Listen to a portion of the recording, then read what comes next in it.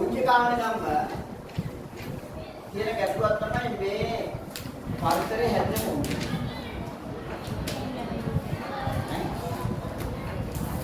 ආසම වයින්ක ආසම කොහොමද? ග්‍රහ ලෝක තියෙනවා කියන ග්‍රහ ලෝක කොහොමද හැදෙන්නේ? අපි කියන විශ්වය කියලා වගේ විශ්වය.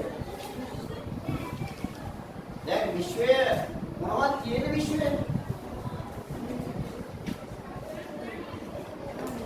විශ්වය හැදලා තියෙන මන්දාකිනි එක. විශ්වය හැදලා තියෙන මන්දාකිනි. එතකොට මේ මන්දාකිනිය කියන්නේ මොකක්ද? සෞරග්‍රහ මණ්ඩල ගොඩක් කියමු. මේ මන්දාකිනිය. සෞරග්‍රහ මණ්ඩල ගොඩක්. දැන් අපි ඉන්න මන්දාකිනිය නම් මේ කියන්නේ. තවත් ඒවායි මන්දාකිනිය කියනවා. එහෙනම් මේකේ බෝඩ් එක ගන්නකො විශ්වය කියලා. මෙන්න මේක ඇතුළත අඳුනන මන්දාකිනි කොටක්. මන්දාකිනි ගොඩක් ඇතුළත අන්නේ ගන්න මොනවද විශ්වය. එහෙනම් විශ්වය ඇතුළත මොනවද මන්දාකිනි ඇතුළත මොනවද සෞරග්‍රහ මණ්ඩල ගොඩ. මේ දෙන එක මන්දාකිනිය. එහෙනම් මේ මන්දාකිනිය අපේ මන්දාකිනිය අපි සෞරග්‍රහ මණ්ඩලයේ තියෙන මන්දාකිනියද? අපේ මේකේ යම් දෙයක් අපේ සෞරග්‍රහ මණ්ඩලයේ. ඒ මොන විශ්වයක් එක්කම බලනකොට අපි ඉන්නේ බොහොම පොඩි තැනක. හරිද? අපි ඉන්නේ බොහොම පොඩි තැනක. නම්බරේ බෝඩ් එක ගලගන්න විශ්වයේ. ඒ බෝඩ් එක ගන්න සෞරග්‍රහ මණ්ඩලයේ අපි මොකද මේ මන්නේ? අපි සෞරග්‍රහ. අපි ඉන්නේ මෙන්න මේ මන්දාකිනියට කියනවා ශීරපතේ කියලා. කියන්නේ අපි ඉන්න මන්දාකිනියගේ නම මොකද්ද? ශීරපතේ. එහෙනම් මේ ශීරපතේ එක තැනක තියෙනවා අපි ඉන්න සෞරග්‍රහ මණ්ඩලය. ඒ සෞරග්‍රහ මණ්ඩලේ අපි ඉන්නේ ග්‍රහ ලෝකයේ විතරයි. මොකද අපේ ග්‍රහ ලෝකේ තවත් ග්‍රහ ලෝකයේ ඒකට අපි ඉන්න දැනගත්තොත් ලකුණක් කරනවා. අපි සෞරග්‍රහ මණ්ඩලයේ මේක නම් මේ ග්‍රහ ලෝකයේ මේක නම් ග්‍රහ ලෝකයේ ඇතුලේ අන්තරට අපි අපි ඉන්න ග්‍රහ ලෝකයේ අපි පෘථිවිය ගත්තා මේ සෞරග්‍රහ විශ්වයේ තියෙන ධම්ම කුංචි අංශුවක් කියලා. එහෙනම් අකල්පනා කරනවා නම් අපි මේ හැදලා තියෙන අපේ පරිසරය තියෙන කොහොමද කියලා. ඒ වගේම කල්පනා කරනවා අපි විශ්වය කොහොමද? කොහොමද කියලා ගන්න. විශ්වයක් තියෙන කෙනෙකුට සෞරග්‍රහ මණ්ඩල අලෝක තියෙනවා, උල්කාපාත තියෙනවා. චන්ද්‍රයා තියෙන නිකන් ඉන්නවා. නැහැ තියෙනවා. මේ සූර්යයා එහෙනම් ආදේවල් තියෙනවනේ. එතකොට මේ ඔක්කොම අපි නිර්මාණය මේ කොහොමද? එක පාට මේක මේ නිර්මාණ වුණ එකක්ද? එහෙම නැත්නම් කාලෙන් කාලයට වෙනස් වෙලා ආපු එකක්. ඒ වගේ දෙයක් ලැබුත් කාලෙන් කාලයට කොහොමද වෙනස් වීම වලින් ආපු එකක්. වෙනස් වීම වලින් ආපු. මේ විශ්ව නිර්මාණය ගැන කියනවා වාද දෙකක් තමයි. එකට කියනවා නෙබියුලා වාදය. නෙබියුලා වාදය. මොකද නෙබියුලා අනිත් එක කියනවායි මහා පිටුම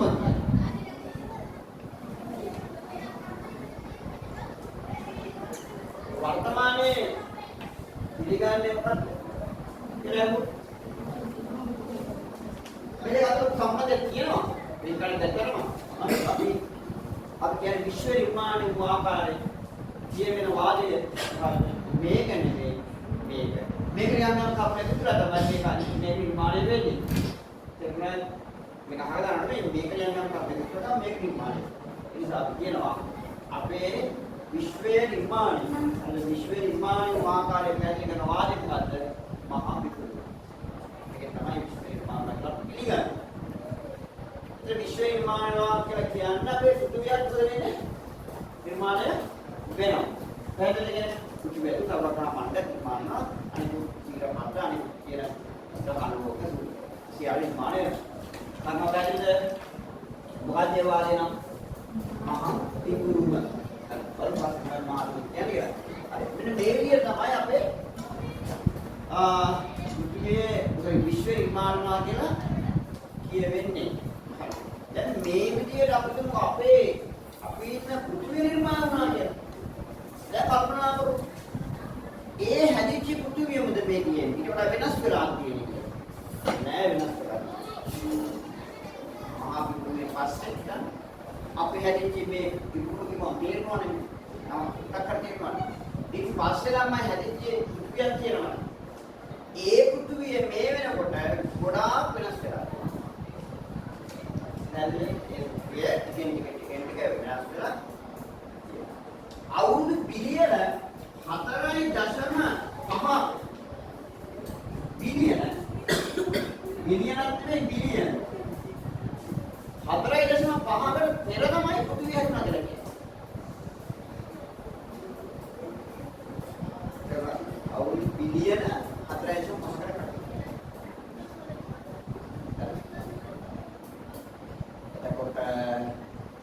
ඒ දිවි පෘථිවියේ මොනවයි කරන්නේ? දෙන්නේ නැද්ද? ඒක වායු ගෝලයක් තිබුණේ නැහැ. ඒකේ ජලයේ තිබුණේ නැහැ.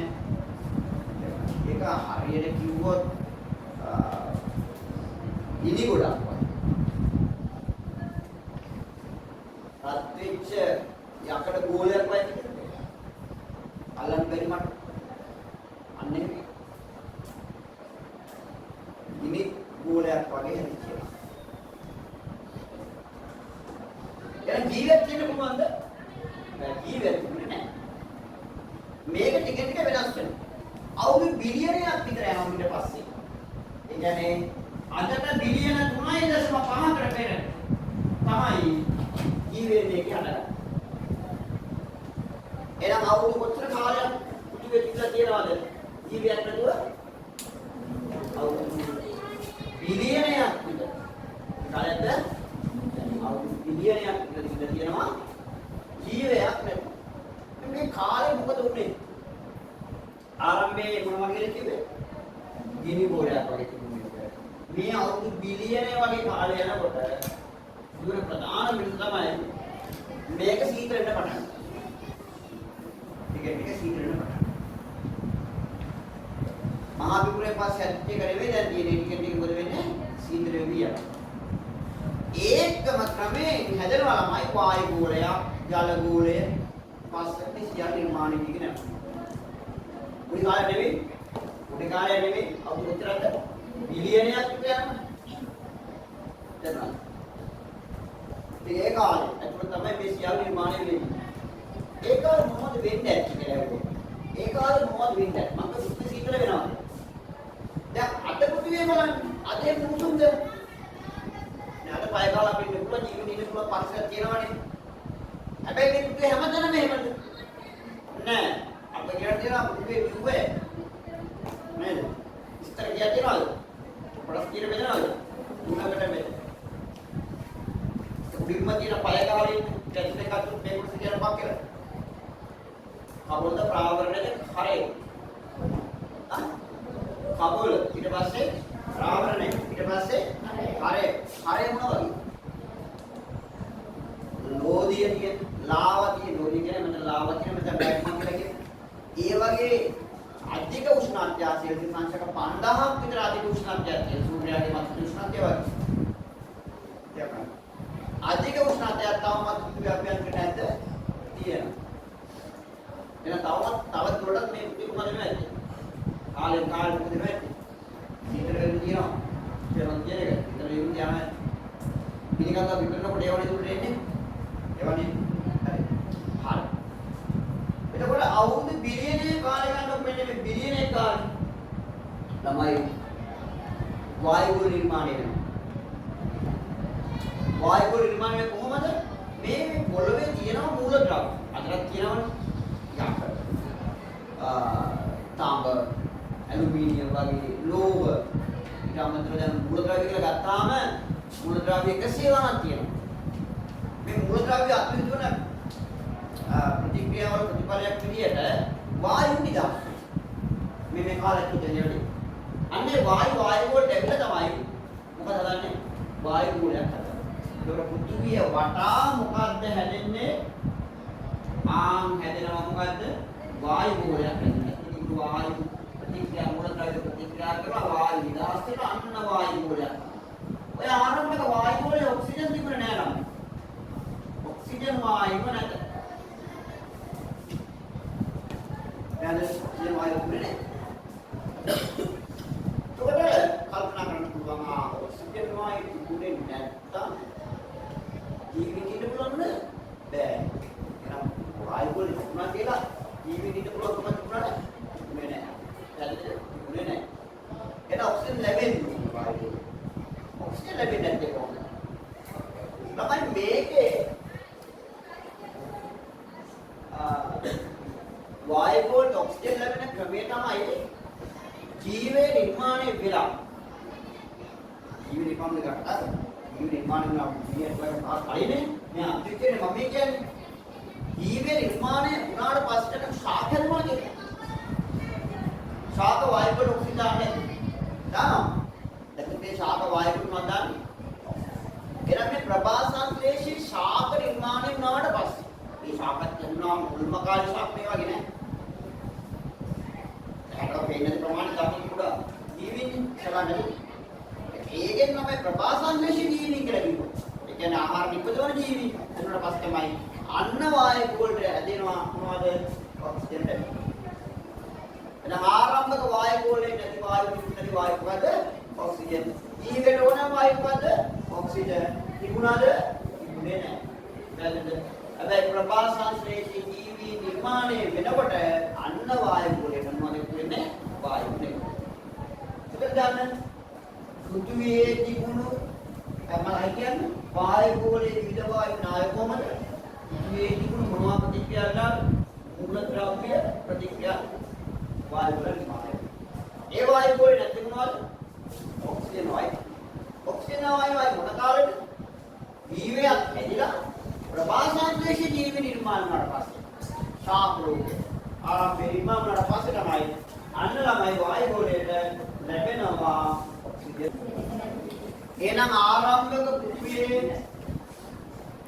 මේ වගේ නෙවෙයි කියලා කිව්වා ගිනි ගෝලයක් වගේ කිව්වා අතිකුෂ්ඨ දිනා කිව්වා අවුරුදු බිලියනයක් විතර මේ කාලයක් ගත වෙනකොට මේක ටික ටික වෙනවා කිව්වා අන්න ඒක හැදෙන මොනවද මොනවද හැදෙන්නේ වායු වලේ හැදෙනවා වායු වල මොකද ලැබුණ මොකද කියන්නේ පෘථිවියේ තිබුණ මොනවද මූලද්‍රව්‍ය මාලා ප්‍රතික්‍රියා වෙලා විවිධ වායු නිදහස් වුණා ඒ වායු අතර වායු නැතේ එනවා නෑ හැබැයි ඔක්සිජන් අවශ්‍යම කාලයක පස්සේ හැදෙනවා ඒක අවශ්‍ය ප්‍රභාසංශ්ලේෂී ජීවි දැන් මේ ජීවි හැට පේනවත් නැවද නේ ඒ වගේ ජීවි නෑ මොනේ ජීවි දෙන්න ප්‍රමාණය අන්නේම ජීවි නිර්මාණ වලට තමයි වායු වල ලැබුණේ ඔක්සිජන් ලැබුණා හරිද ඊළඟට තමයි මේ සාගරයක් කොහොමද යන්නේ තමයි අවුරුදු ගණනාවක් වහිනවා වායු වල තිබු ජලවාෂ්ප ඝනීභවණය වෙලා බලාපොරොත්තු හැදිලා වහින්න පටන් ගන්නවා. ඒ සීතලීමත් කරන්න පුළුවන් නේ. බැලුම් එහෙම වහින්න පටන් ගන්නවා. එහෙම වහින්න පටන් ගන්නවා දවස් දෙකක් පැයක් දෙකක් නෙවෙයි. අවුරුදු ගණනාවක් වහින. ඉතින් අපු ගහනවා දුවනවා වහිනවා. එතකොට මේ පොළොව ලැබෙන ජලය ගලාගෙන යනවා පහත් භූමිය වල එකතු වෙනවා ජලය ගලාගෙන යනකොට නිකම්ම යන්නේ නැහැ පස්සේ තියෙන විද්‍යවල ජලය ජීවලා යන්නේ එහෙම තමයි මොකද නිර්මාණයේ සාගරය එන ජීවියක් පවත්වගෙන යන්න ඕනේ තත්ත්ව දෙකක් නිර්මාණය වෙලා මොකද ජලය කියන සත්‍යයයි අනිත් එක සාධකයයි වායු කියන සාධකයයි ඒක දෙකම නිර්මාණය අන්න ඒකේ ඇතුලේ සාගරය තුල තමයි මුල්ම ජීවය නිර්මාණය වෙන්නේ. දැන් එනවා කතාවක් නේ කතාවක් කරන්න ඕනේ.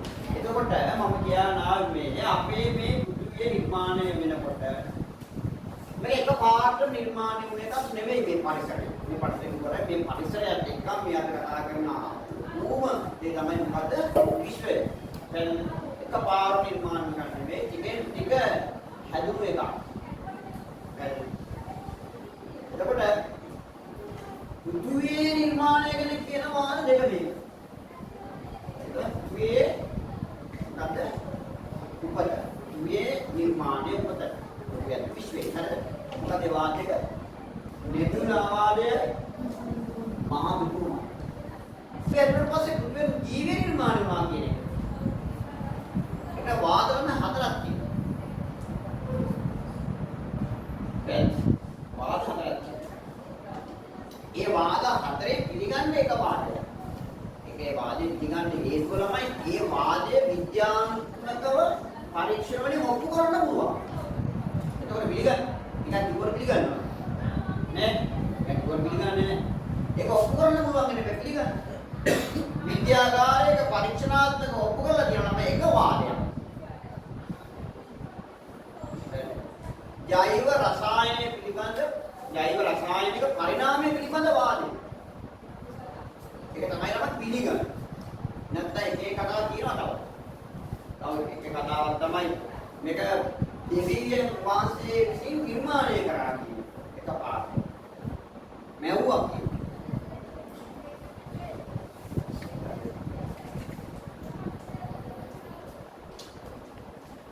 සමහර ආගම්වල නම් තියෙනවා.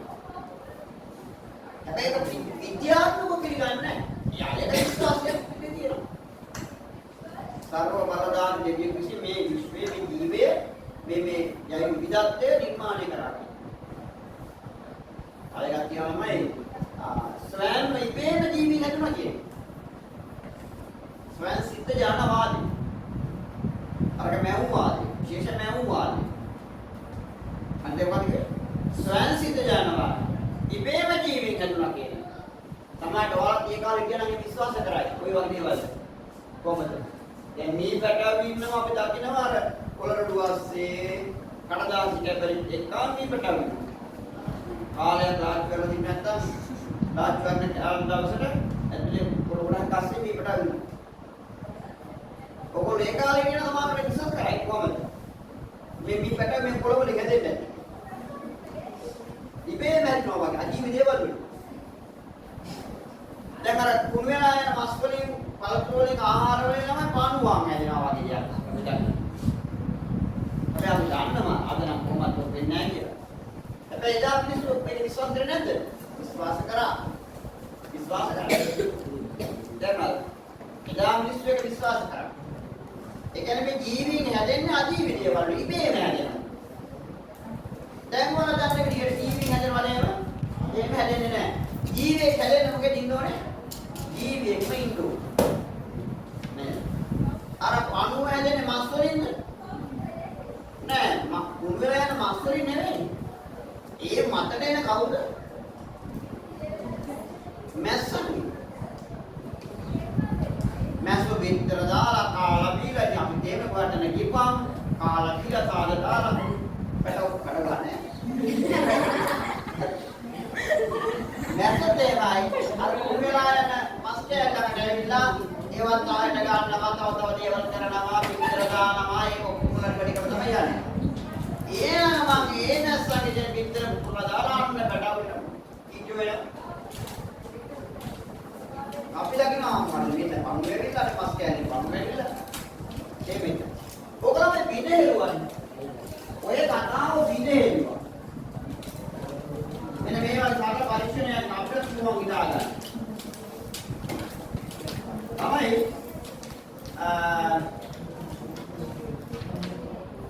මෙහෙම විදියට දැන් මොකද කරන්නේ? උන් වෙන මස් කෑල්ල ටිකක් දාන්න. දූල් රෙදි කෑල්ල ටිකක් වහන්න. දූල් රෙදි කෑල්ල. ගලේ රෙදි දුවන්න. දූල් වෙන උනි. අවස්ථියක් තියෙනවා මොකද? මේක නැස්වල වෙනවා. මේක ඇතුලේ යන්න බෑ නැස්වල වෙන්නේ. නැස්වල වෙන්නේ. ඇතුලේ යන්න. හැබැයි මේක ඇතුලේ නැස්වල යන්න පුළුවන්. බලන්න.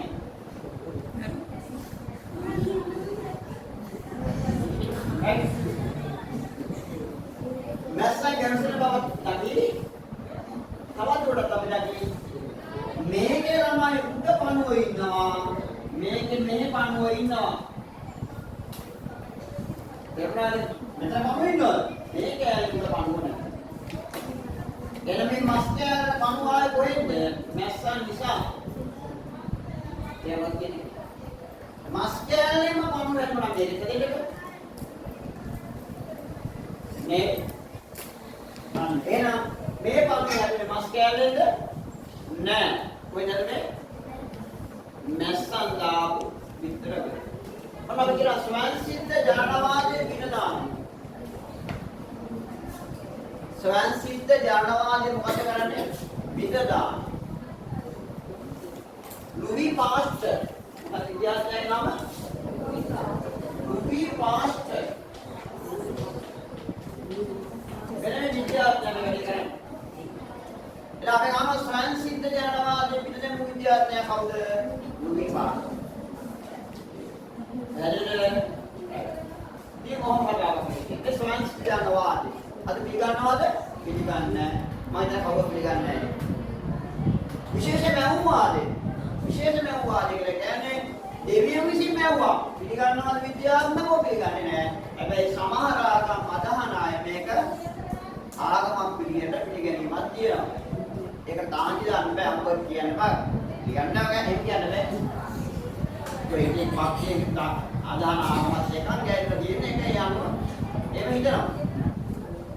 පැහැදිලි අපි විද්‍යාත්මක පිළිගන්නේ නැහැ. ඒ විද්‍යාත්මක පිළිගන්නේ නැත්තේ විද්‍යාකාරයක කරන වැඩයක්. තව තියෙනවා මේ තාවාදයේ මගේ වාද හතරක් තියෙනවා කියලා. කොස්මොසොයික් වාදය. මොකද කියන්නේ? කොස්මොසොයික් වාදය කියන්නේ කොස්මොසොයික් වාදය. මේ කොස්මොසොයික් වාදය කියන්නේ මේ පෘථිවියට පිට ඉඳලා ඒ කියන්නේ උල්කාපාතයක් වගේ දෙයකින් මේ පෘථිවියට වැටිලා ජීවියක් ඒකෙන් ආවා කියලා කියනවා. සත්වල ජීවිතය තියෙන්න ඕනේ නම් බලන්න. එහෙමත් දිනවන්නේ. අදවත් වාගන්නේ නැහැ නේ මොකද කොහොමද ජීවිතය තියෙනවා කියලා. ඉතින් ඔබ පරිශනාත්මක කරන්න බැරි දෙයක්. හැබැයි මතයක් තියෙනවා. එහෙනම් වාද කීයක් තියෙනවද?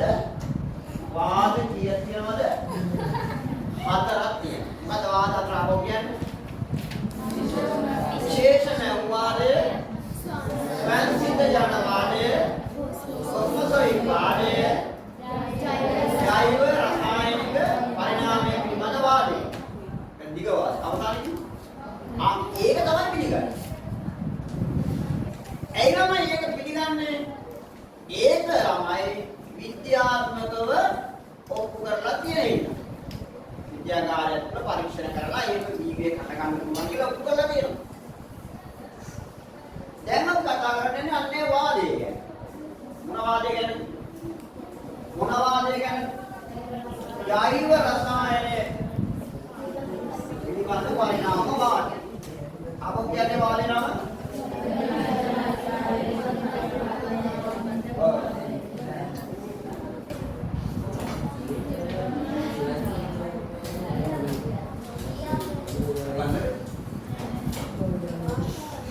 පැහැදිලිද? හරි.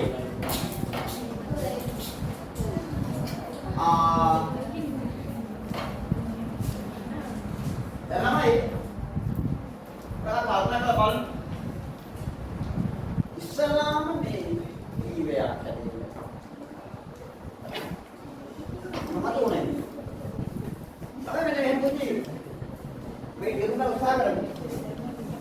දැන් ජීවියා කියලා ගමු. වෙනකම් අපට අර තේරුම් ගන්න 10 වෙනි තියන ෆයිල් එක පානක් දෙන්න ගන්න ඕනේ. දැන් මම තේර භාෂාවෙන් පොඩ්ඩක් කියන්න එන්න. දැන් අපි අද ගන්න. අපි ගන්න බහුසෛලිකයි. එලා මේ බහුසෛලිකයි කියන්නේ ෆයිල් ගොඩක් තියෙනවා. අපි ඇදලා දෙන්නේ ෆයිල් ගොඩ. දැන් මේ ආම්ලයෙන් තියෙන ඩබල් කැටගරි වගේ. හරි. ජීවියා නිර්මාණ කියන පද්ධති වලින්නේ කොහොම යනවා හරිද? ඕක පද්ධති වලට. අපේ පද්ධතිය කියනවනේ අර මොනවාද? දැන් පද්ධතිය කියන්නේ මොනවද? අවයව වලින්නේ අවයව. අවයව වලින් මොනවද? පටක කියලා කියනවා. පටකේ තියෙන මොනවද? ෆයිල් වල. අන්න කතාන්නේ. එහෙනම් ළමයි ජීවියේ කැලෙන්න ඕන වෙන්නේ මොකද්ද? සෛලය ඕනේ. ඒකට සෛල ඉස්ලාම නිර්මාණයක් වෙන්නේ. ඉස්ලාම හැදෙන්නේ මොනවද? සෛල. ජීවියේ කියලා පුදුවේ නිර්මාණය වෙන්නේ ඉස්ලාම ළමයි සෛල. එකපාරටම මේ වගේ ජීවියක් හැදවල නෑ. අද පරිසරයේ බලනකොට අපිට පේන්නේ ඉන්න මේ පද්ධති වලින් හැදි ජීවින් ඉන්නවා. මේකත් ඉන්නවා. නේද? ඒක සෛල ජීවින් නැද්ද? ඒ අය තවම ඉන්නවා. නේද? පුදුවේ ඉස්ලාම ජීවින් හැදෙනකොට ළමයි ඒක සෛලිකව විතරයි. ජීවින් ඉන්නවද කියලාවත් හොයාගන්න පුළුවන්. බෑ හැබැයි ජීවියක් තියෙන්නේ නැහැ. ඒ විදිහට පුළුවන්. ඒක සෛලිකව විතරක් ඉන්න කාලයක් තිබුණා. මට නිර්මාණ මේ අන්න බෞද්ධයික නිර්මාණ වෙච්ච කාලයකට ආවා. අද අපි ඔක්කොම දකිනවා. අපි සමහර විට අර මූල්ම කාලේ ඒක සෛලික විතර ඉඳලා හිටියත් හන්නේ නැහැ නේ. යන්න බෑ. ඉතන දුවන්න අපිට. ඉතන දුවන්න. හරි ඉතන දුවන්න. අවුරුදු බිලියන 3.5 මේ පුතේ ජීවි හැදිලා. එතකොට අපි වයසත් එක ගන්නකොට අපි අවුරුදු කීයක් ජීවත් වෙන සාමාන්‍ය නැත්නම් 5 30ක් කියමුකෝ කොහොමද? ඒක නැහැ නෙවෙයි. මම වයිදෙන්නේ නැහැ. සියරේගේ මාත්‍රයයි මම වයිදෙන්නේ. ඇයි මම මත් මා කාට ගන්න. මාත්‍රාවිය නම් මනන්නේ. ඇල්ලත් වස්තුවල දුන්න.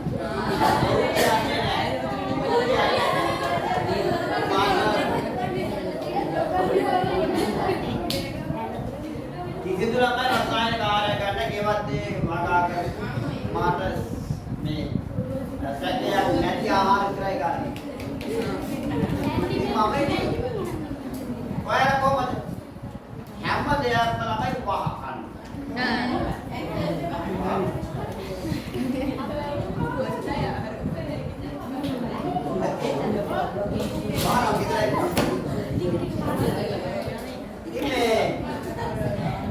ඒ නිසා මට ඉන්න පුළුවන්.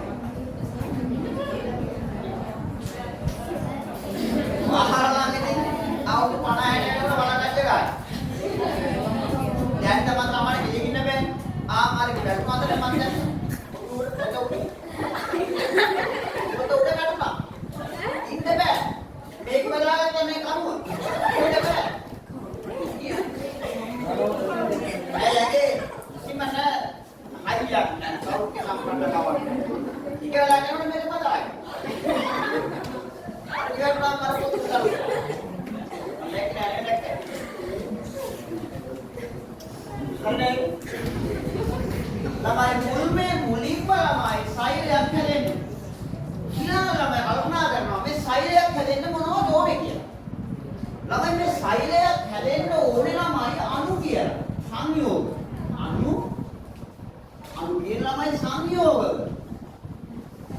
සංයෝග කියලා අණු හැදෙන්නේ. අණු හැදලා සංයෝග හැදෙනවා. සංයෝගෙ විතර ළමයි අන්න හැදෙන මොනවද?